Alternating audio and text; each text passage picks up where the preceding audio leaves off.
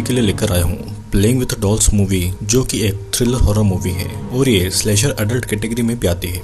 वैसे तो इस मूवी के टोटल 4 पार्ट हैं और आज मैं पहले पार्ट प्लेइंग विद डॉल्स को एक्सप्लेन करने वाला हूँ। और अगर आप इस वीडियो को पसंद करेंगे तो मैं इस मूवी के बाकी पार्ट्स जैसे कि प्लेइंग विद डॉल्स हैवॉक और playing with dolls cry havoc को भी एक्सप्लेन करूँगा। तो मुझे कमेंट में ज़रूर बताना है कि आप बाकी के वीडियोस देखना चाहोगे या नहीं। और हाँ, तो मैं इस मूवी के एंड में उन वीडियो को भी डाल दूंगा। तो अब ज़्यादा टाइम वेस्ट नहीं करते हुए आगे बढ़ते हैं। मूवी की शुरुआत में हमें एक पुलिस ऑफिसर और एक गार्ड के बीच में लड़ाई दिखाई जा रही थी और दूसरी तरफ हम एक लड़की को एक भयानक मास्क पहने किलर से भागता हुआ देखते हैं।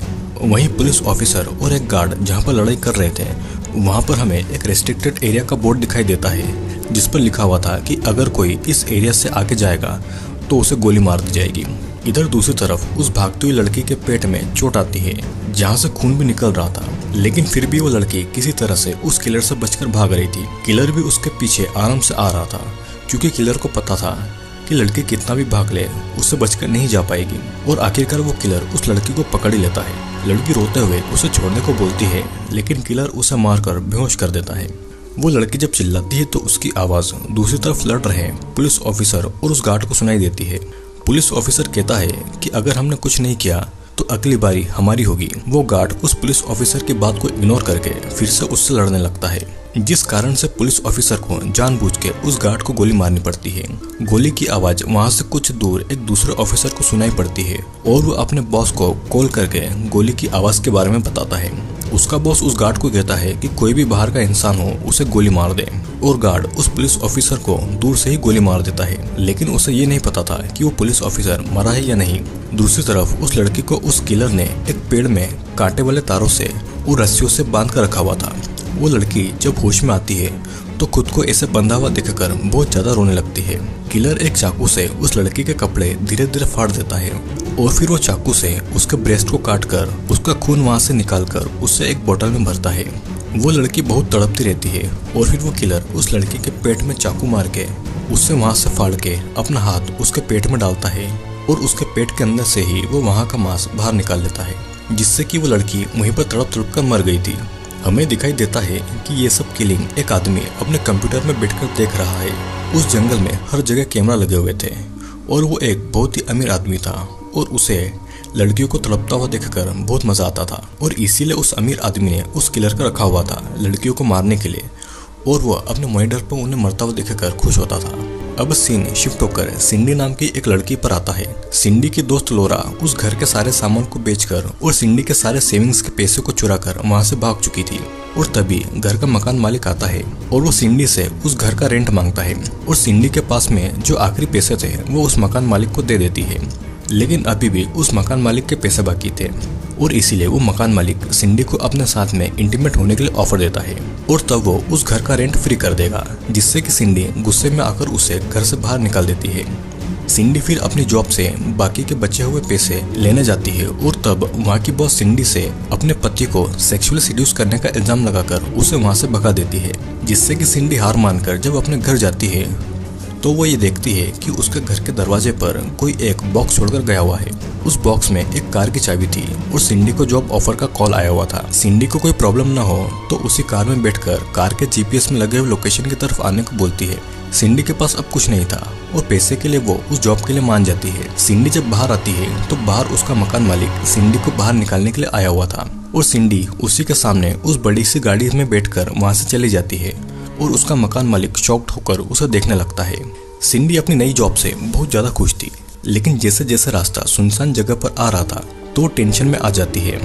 वो रास्ते में लकड़ी काट रहे एक आदमी से वहाँ की डायरेक्शन पूछने के लिए बाहर आती है तो वो आदमी उसे बड़ी बुरी नजर से देखता है, जिसे सिंडी भाग जाती है और वो ये भी जान गया था कि सिंडी अकेले उस जंगल के रास्ते में आई है। सिंडी को वो आदमी ठीक नहीं लगता तो वापस से अपनी गाड़ी में आकर अपने रास्ते पर निकल जाती है और फिर वो एक टूटे फूटे घर पर जा पहुंचती है और वहाँ से उसका जीपीएस भी अब काम नहीं कर रहा था, जिससे कि सिंडी और ज्यादा टेंशन में आ गई थी और उसका वापस जाने के लिए अब पेट्रोल भी नहीं बचा हुआ था। अब कुछ देर के बाद में सिंडी को जॉब ऑफर के लिए कॉल करने वाली औरत आती है वो सिंडी को लेके एक घर में जाती है और सिंडी का जॉब यही था कि वो उस घर का ख्याल रखे, उसे साफ करे। और ये घर एक अमीर आदमी का घर था जो कि सिर्फ वेकेशन बनाने के लिए यहाँ पर आता था। वो औरत उसे कहती है कि घर पर कैमरास भी लगे हुए हैं, लेकिन वो चिंता नहीं करे क्योंकि ये कैमरा सिर्फ घर के मालिक के वहाँ पर आने पर ही उसे ऑन किया जाता है। सिंडी को अपना काम समझाकर वो औरत वहाँ से चली जाती है और तभी हम देखते हैं कि वही मास्क पहने हुए किलर घर के अंदर ही घुस रहा था और सिंडी को ये बात पता भी नहीं चलती। सिंडी बहुत खुश थी क्योंकि उसके पास अब नई जॉब थी। सिंडी के पास रहने के लिए जगह भी थी और उसके पास कुछ पैसे भी थे। अचानक से उसके पास में घर, सैलरी और बहुत सारे नए कपड़े भी आ गए थे। सिंडी एक के बाद एक नए कपड़े पहन रही थी और खुशी से डांस कर रही थी और किलर घर में घुसकर सिंडी की सभी हरकतों पर नजर रख रहा था।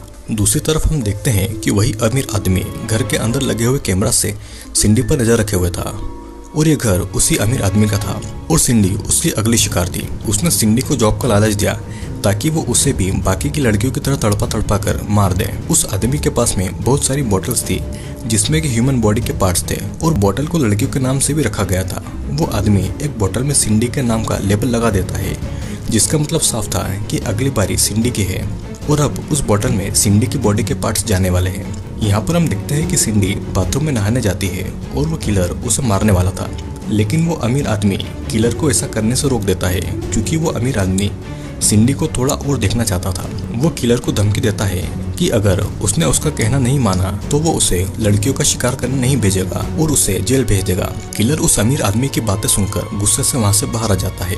सिंडी जब सुबह उठती है तो दरवाजे के सामने एक मरा हुआ जानवर था जो कि किलर ने सिंडी को डराने के लिए रखा हुआ था। फिर कुछ देर के बाद में किलर जब अपने घर पर जाता है तो उसका घर एक कैनिबल फैमिली का घर था।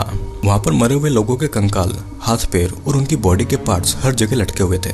और ये किलर इतना ज्यादा साइको था कि वो किसी को बिना मारे नहीं रह पाता था क्योंकि उसे लड़कियों को मारने में बहुत मजा आता था। वो सिंडी को मारने के लिए भी तड़प रहा था, लेकिन उसे उस अमीर आदमी ने ऐसा करने के लिए रोका हुआ था।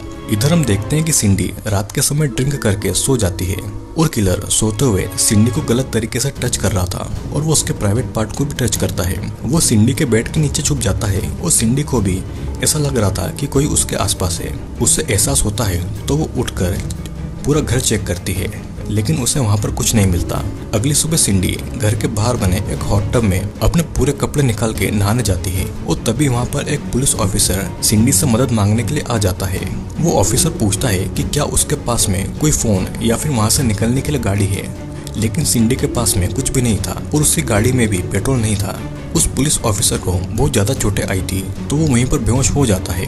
पुलिस ऑफिसर को जब होश आता है तो सिंडी ने उसके घाव पर पट्टियां लगा दी थी और वो अमीर आदमी पुलिस ऑफिसर को अपने घर के कैमरास में देख रहा था और इसीलिए वो अपने आदमियों को उसे मारने के लिए ऑर्डर दे देता है। पुलिस ऑफिसर सिंडी को ये बोलता है कि वो यहाँ पर एक किलर को पकड़ने आया हुआ है जो कि बहुत बेरहमी से वहाँ पर आने वाली लड़कियों को मार डालता है। ये किलर एक जेल से भगा हुआ कैदी है और इस जंगल में छुपा हुआ है। पुलिस ऑफिसर थोड़ा हैरान भी था क्योंकि उस घर में कम्युनिकेशन करने के लिए कोई भी फोन या फिर वहाँ से निकलने के लिए कोई भी गाड़ी नहीं थी, तो सिंडी यहाँ पर अकेले कैसे रह रही थी।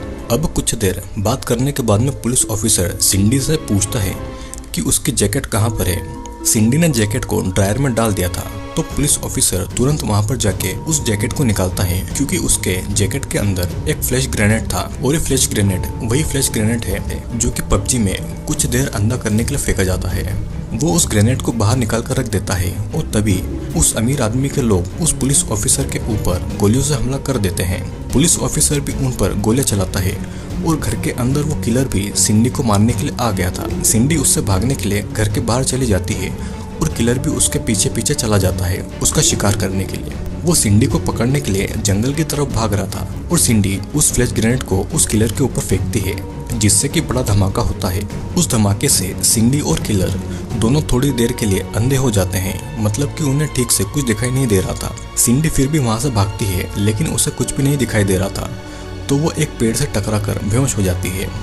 किलर वहां पर आता है और सिंडी को उठाकर कहीं ले जा रहा था और उसे एक लकड़ी के ऊपर पेट के बल लिटा देता है, जिसके बाद में किलर कुछ ऐसा काम करने जा रहा था जिससे सुनकर आपके होश भी उड़ जाएंगे। वो पेड़ से एक लकड़ी का टुकड़ा तोड़ता है और वो उसके प्राइवेट पार्ट में उस बड़े से लकड़ी के टुकड़े को घुसाने वाला था। सिंडी अभी भी बेहोश थी और उसे पता नहीं था कि उसके साथ में क्या होने वाला है और तभी वहाँ पर एक पुलिस ऑफिसर आके उस किलर को मार के जख्मी कर देता है, जिसके बाद में सिंडी भी वहाँ से भाग जाती है। दूसरे के लिए कार में भागता है क्योंकि उस पुलिस ऑफिसर ने उसके सारे आदमियों को मार डाला था। वो जंगल के रास्ते भागता है और जंगल के रास्ते में उसे सिंडी मिल जाती है। सिंडी उसे किलर से बचाने के लिए मदद मांगती है और उसके साथ कार में बैठकर वहाँ से निकल जाती है।